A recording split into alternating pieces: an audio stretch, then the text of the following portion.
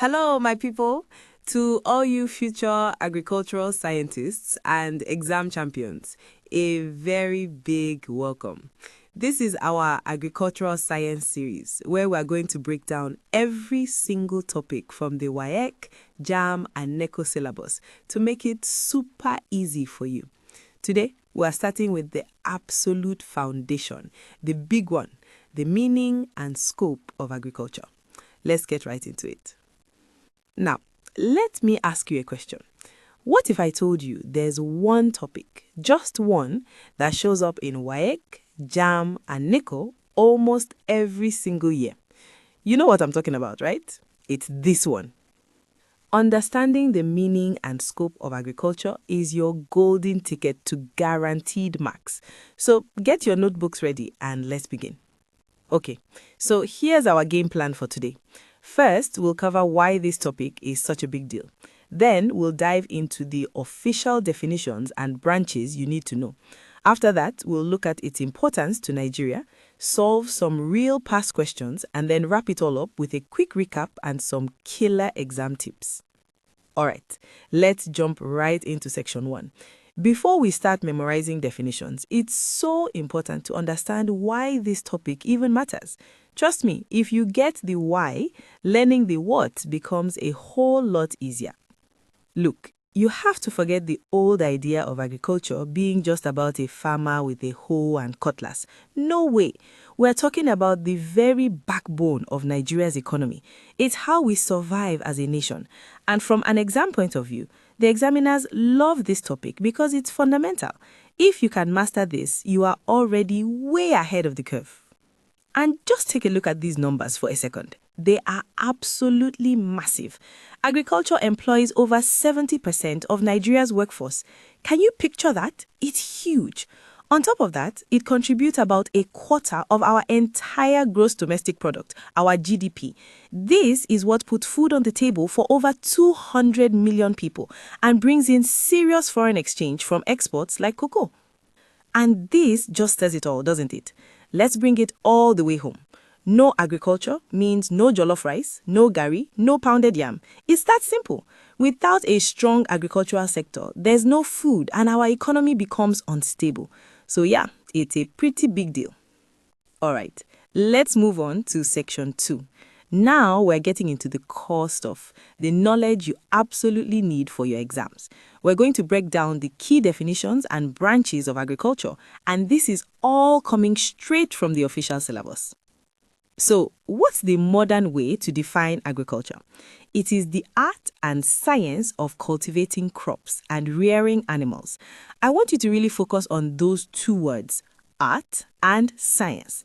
It tells you that agriculture is both a skill passed down through generations and a highly technical field that involves biology, economics, and modern technology. And you know what? The scope of agriculture is way bigger now. The syllabus doesn't just stop at the farm gate. It covers the entire chain. Think of it like a journey. It starts with production, which is the actual farming. Then there's processing, like turning cassava into gari. And finally, marketing, which is about getting those products to people like you and me. Remember those 3 stages: production, processing, and marketing. Okay, everybody, eyes on this slide. This is pure exam gold. I am not kidding. These are the major branches of agriculture. You have agronomy, that's crop production, like yam farming in Benue State. Animal husbandry, think about the huge poultry farms in Lagos. Then there's horticulture for your fruits and vegetables. Then there's aquaculture, fish farming, which is a booming business in Nigeria right now. We also have forestry, agricultural engineering, which deals with farm tools and technology, and agricultural economics, the business side of farming. You absolutely must memorize these 7 branches and a Nigerian example for each. Why? Because they show up in over 80% of your exam questions. Excellent work. Let's move on to section 3. Here, we're going to look at the different ways agriculture is practiced in Nigeria, and we'll dig a little deeper into why it's so incredibly important to us as individuals and as a whole nation. Now, this is a very, very common exam question, comparing subsistence and commercial agriculture. The syllabus really stresses this, so look at this table. Subsistence is small scale. It's for feeding the family and uses simple tools. Think of a family rice farm in Benue State. Commercial farming, on the other hand, is big business. It's large scale, all about making a profit using heavy machinery and hired labor, like the massive rubber plantations in Edo State. Here's a huge tip for your exam. When they ask you to compare or differentiate, always use a table like this one. Examiners love the clarity. So, why does all this matter so much? Well, for the individual, for you and me, it provides food and jobs. For our communities, it builds social bonds and helps reduce that mad rush to the big cities. And for Nigeria as a nation, it's the engine of our economy. It provides raw materials for our industries and earns us foreign currency from exports like cocoa. It truly is Nigeria's lifeline. All right, we're done with the theory. Now it's time to get practical. In section 4, we're going to apply everything we've just learned to solve real past questions from WAEC, JAM, and NECO. This is where the magic happens, people. Let's kick things off with this theory question from WAEC 2008. Part A asks you to define agriculture and list 6 branches. Part B wants 5 differences between commercial and subsistence agriculture. Now, pay attention to the marks. 2 for the definition, 3 for the branches, and a whole 5 marks for the differences. That tells you where the real points are. So, how do you get every single mark? For the definition, use a powerful word like systematic. It shows the examiner you have a precise understanding. Then, just list 6 of those branches we talked about. For part B, for those big 5 marks, you absolutely must use a table. Don't write a long paragraph. A clean, labeled table comparing things like scale, labor, tools, and purpose is exactly what they're looking for. Now, let's try a JAM objective question from 2013.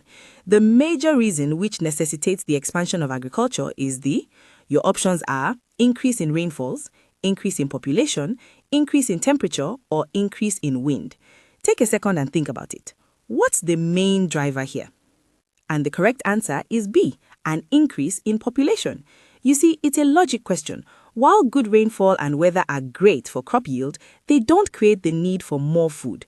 It's the rising population, more mouths to feed, that creates the demand and forces us to expand agriculture. That's the key. All right, one more for good measure. This is a NECO objective question. Which of the following best describes subsistence agriculture? Look closely at the options. This is a direct test of the core definitions we just went over. And of course, the answer is B. Production mainly for family consumption using simple tools. This nails the definition perfectly.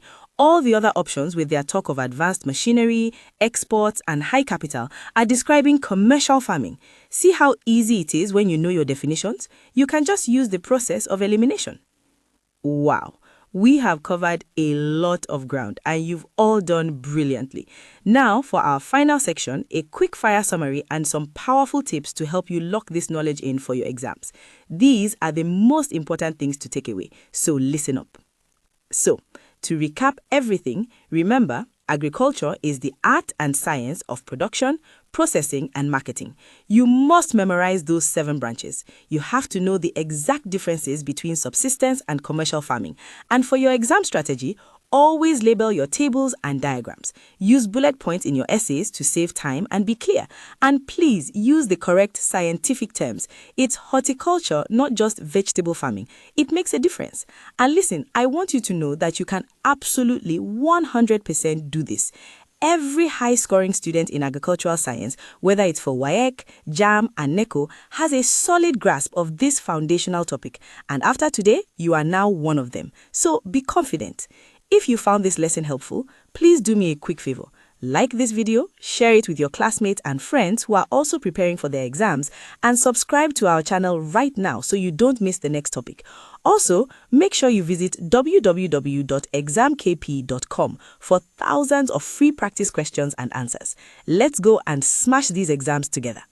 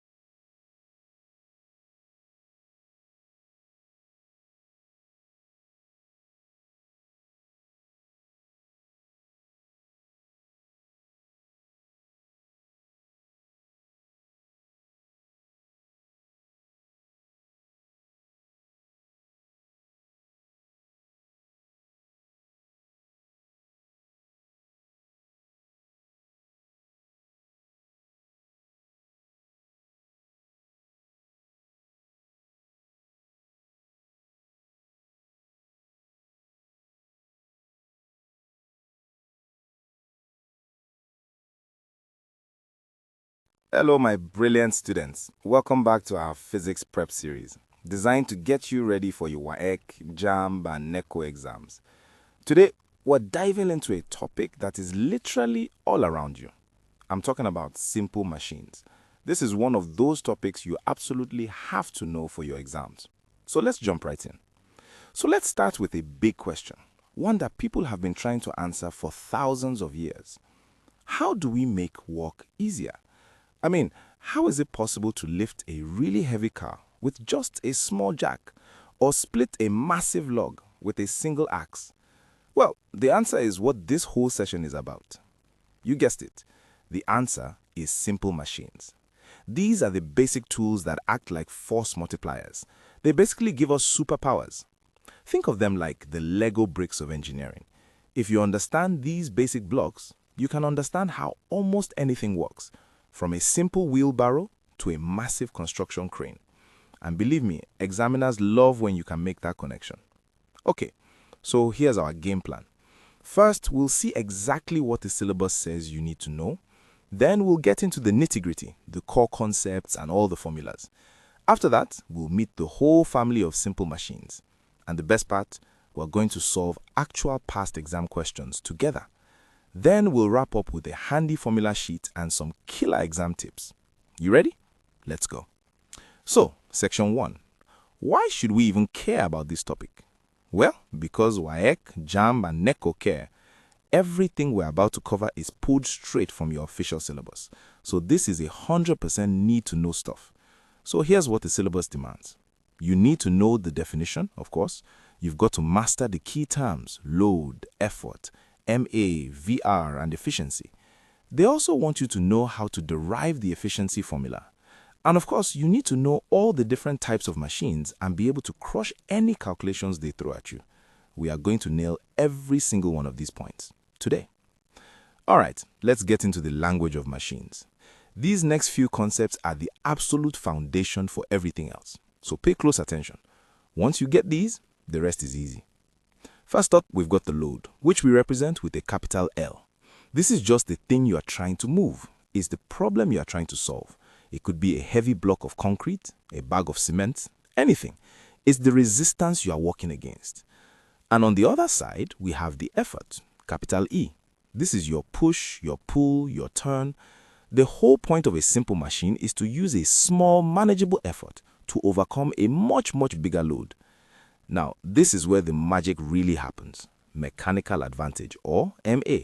This number tells you exactly how much the machine is multiplying your force. It's simply the load divided by the effort. So if your MA is 10, it means the machine is making you 10 times stronger. It's an awesome measure of the machine's power. But there's always a trade-off, right? You don't get that amazing strength for free. You pay for it with distance. And that's what the velocity ratio, or VR, tells us. It's the ratio of how far your hands move, the effort distance, to how far the load actually moves. So you might have to pull a lot of rope just to lift a box a little bit. Finally, we have efficiency. You see, in a perfect world, all the work you put in would be used to move the load. But we live in the real world, and in the real world, we have friction. Friction is like a little thief that steals some of your energy. Efficiency tells us what percentage of work actually gets the job done. It's the MA divided by the VR turned into a percentage. And a key thing to remember, no machine is ever 100%